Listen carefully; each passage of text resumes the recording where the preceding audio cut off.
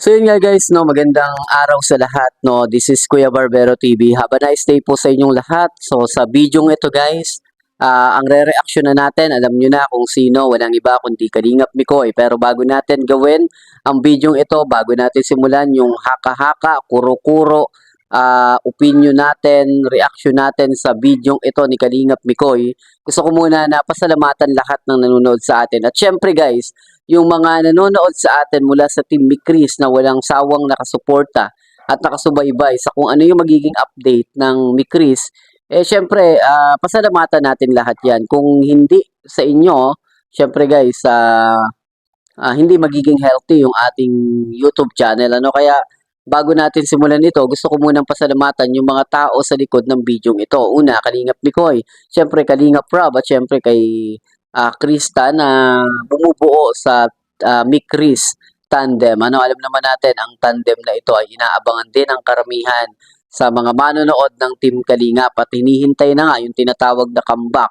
Bagamat medyo na-post, ano, sabi nga ng ilan sa mga viewers at ilan sa mga napapanood natin na malapit na nga naman talaga ang comeback na ito. Ano, panoorin muna natin yung video ni Mikoy at bigyan natin ng maiksing reaksyon yung mga ganitong eksena at ano yung napansin ni Kuya Barbero sa YouTube channel ni Mikoy.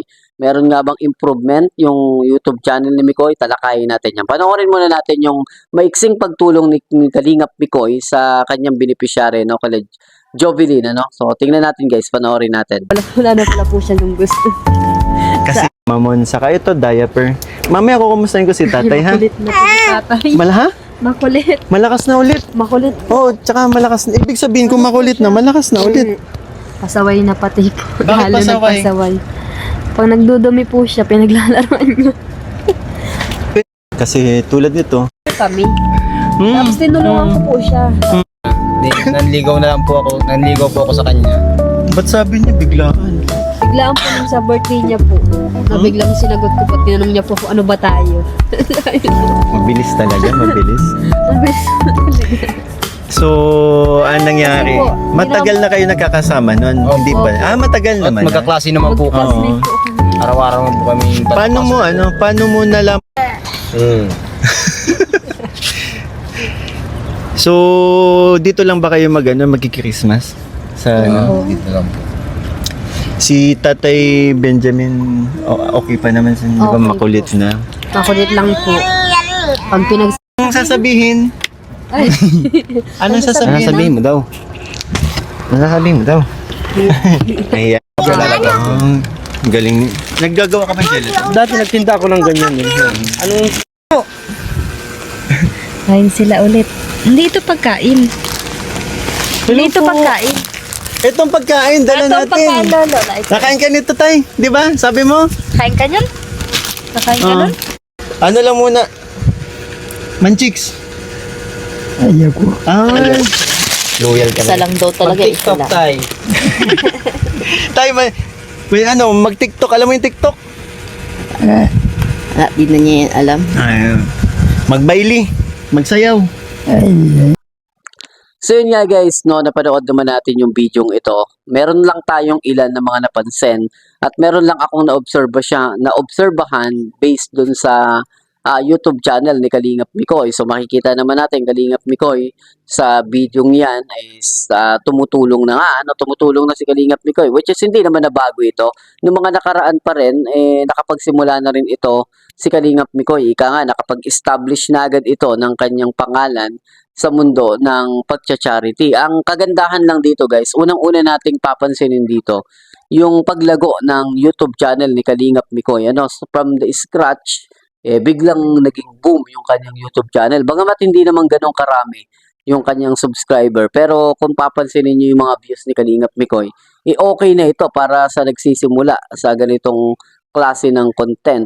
At ang kagandahan naman kay Kalingap Mikoy is mula nang makapag-vlog siya at mula nang makilala siya sa Mikris Tandem is hindi naman niya sinayang yung pagkakataon, no? Kaya nga makikita natin sa YouTube channel ni Kalingap Mikoy, hindi lang tungkol sa buhay niya ang ginagawa niya. Minsan ay nagbablog itong si Kalingap Mikoy sa pamamagitan ng pagcha-charity kagaya niyan, no? Itong tinutulungan nilang ito nung mga nakaraan pa nila ito binabalik-balikan para lang mabigyan ng tulong. Ang kagandahan at napansin natin sa video ni Kalingap Mikoy ay yung improvement ng kanyang paraan ng pakikipag-usap, tapos yung kanyang kilos, naging mas mahinahon pa si Kalingap Mikoy. At ang kinabibiliban natin dito kay Kalingap Mikoy, hindi niya sinayang yung opportunity na makagawa ng mga ganitong mga pagtulong sa may hirap. So, galing sa tandem, galing sa Mikris, no, na tandem, tapos biglang pupunta dun sa charity, sa pagtulong. So, ibig sabihin lang ni Mikoy, hindi lang siya mapapanood basta sa usapang tandem. No, mapapanood din siya sa pagtulong sa may hirap. Kung kaya niya yung Mikris na tandem, ibig sabihin, kaya din ni Mikoy na tumulong sa may hirap. Kaya makikita natin yung video ni Kalingap Mikoy, no? Talagang meron siyang meron siyang yung fighting spirit talaga na handang tumulong sa may hirap. Kasi yung observation natin kay Kalingap Mikoy, medyo magaan yung niya yung paraan niya ng pakikipag-usap dun sa kanyang mga beneficiary at hindi nakaka-boring yung kanyang video at nakakatuwa pa nga kasi pag si Kalingap Mikoy yung nagba-vlog sa mga beneficiary niya, katulad nito, merong konting tawanan, merong konting joke time, at hindi palaging seryoso, no? Ito yung nakakatuwa dito kay Kalingap Mikoy, ang kanyang atake ng pagbablog is bagamat pagtulong, pero napapasaya niya pa rin yung kanyang mga beneficiary, kagaya nito. At ang napansin din natin kay Kalingap Mikoy, yung pagiging malapit niya pagdating sa mga bata, napansin natin paulit-ulit kapag may mga bata na lumalapit sa kanya, either hinahawakan, hinahaplos niya. Ibig sabihin, patunay ito na mabuting tao at mabait na tao ito si Kalingap Mikoy, lalong-lalo na pagdating sa mga bata. Kasi lapitin, parang hindi, ewan ko kung lapitin or malapit lang talaga siya pagdating sa mga bata. At ang nakakatuwa, yung ginawang ito ni Kalingap Mikoy is yung opportunity, no? Hindi niya sinayang, talagang pinatunayan niya sa mga viewers ng Mikris na hindi lang siya pantandem kundi pantulong rin sa mga nangangailangan. Kaya nga sa video ito guys, no, nakatulong na naman si Mikoy.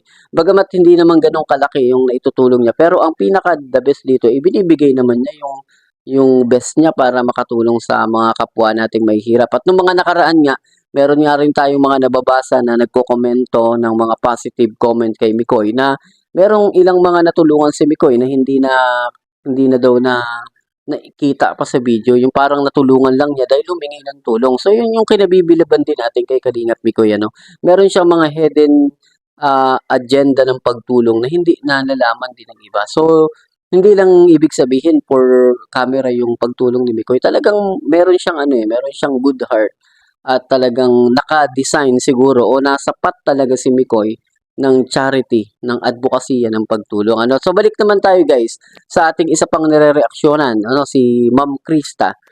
Si Krista, nakapag-live sila ng mga nakaraang araw sa Velvet Box para magbenta ng kanilang mga nila-live selling. At alam naman natin, napanood natin na medyo marami-rami rin yung na bumili at nakakuha ng mga items na syempre kapag maraming bumili, marami ring commission. Nakakatuwa naman kay Krista, masipag talaga siya. Hindi niya rin sinasayang yung opportunity na kumita ng pera. At syempre, alam naman natin, magagamit niya yun sa kanyang pag-aaral. Magagamit niya yun sa kanyang pag-iipon. Gaya ng mga nag-comment na sinisaving rin pala ni Krista yung pera sa bangko. So, ibig sabihin, practicality, marunong humawak si Krista ng pera. At sa video ito guys, mapapanood din natin yung pag-awit ni Krista. Panoorin natin yung kanyang pagkanta dun sa live selling sa Velvet Box. Panoorin natin guys.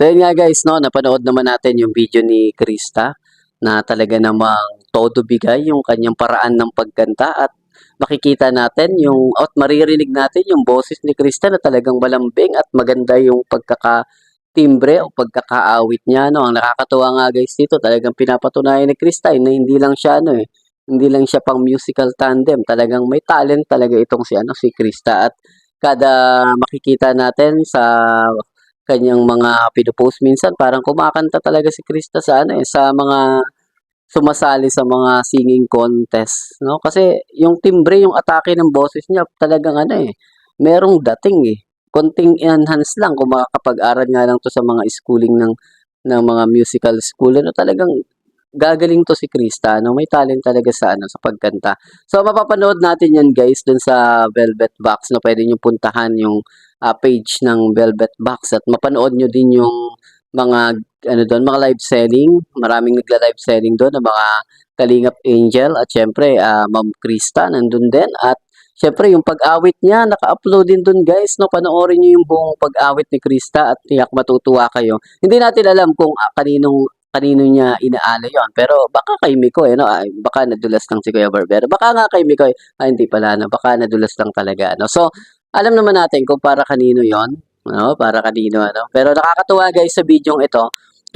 Bagamat hindi tayo magtatagal, hindi tayo masyadong makakapagpahaba ng reaksyon, pero gaya ng ating update sa inyo ngayong araw, ito yung pagtulong ni Kalingap Mikoy at yung pag-awit ni Krista, talagang kahanga-hanga itong dalawang ito. Hanggang dito lang muna yung ating video. Gusto ko munang pasalamatan lahat ng nanonood kay Kuya Barbero TV at lahat ng sumusuporta sa ating YouTube channel. At palagi kong sinasabi, mag-iingat po kayo guys. And bye-bye!